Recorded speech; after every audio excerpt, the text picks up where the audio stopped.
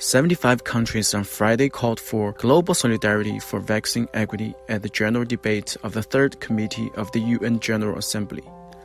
The countries issued a joint statement, which was read out by Zhang Jun, China's permanent representative to the United Nations at the debate. The pandemic knows no borders.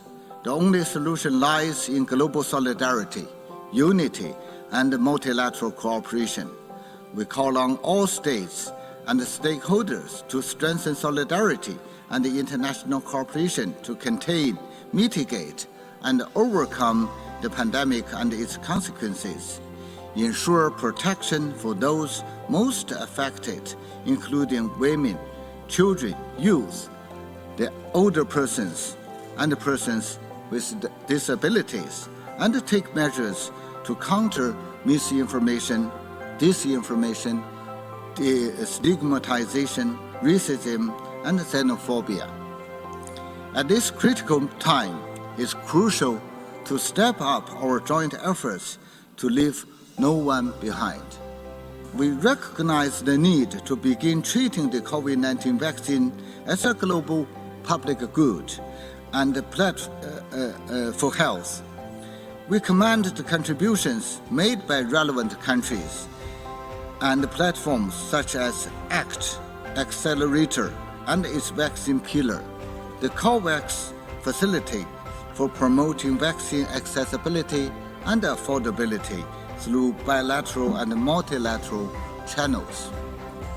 However, vaccine equity is still far from being reached.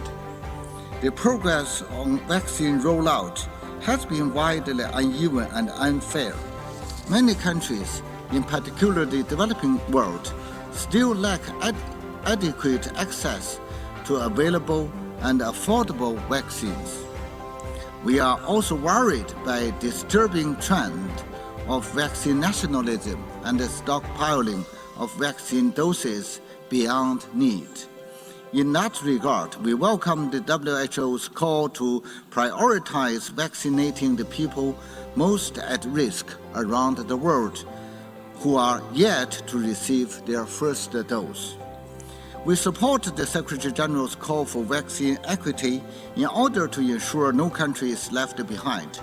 We call upon all states and the relevant stakeholders to step up coordinated and concerted efforts for fair and equitable distributions of vaccines in developing countries, including in the LDCs, LLDCs, and Cs, low and middle income countries, to ensure that the population in the developing countries enjoy the right to life and the right to health.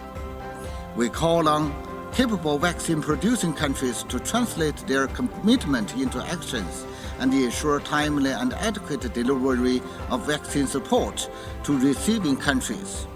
We call on all states and all stakeholders to strengthen global solidarity and jointly promote fair, affordable, equitable, timely, and universal distribution and strengthen local production of vaccines around the world.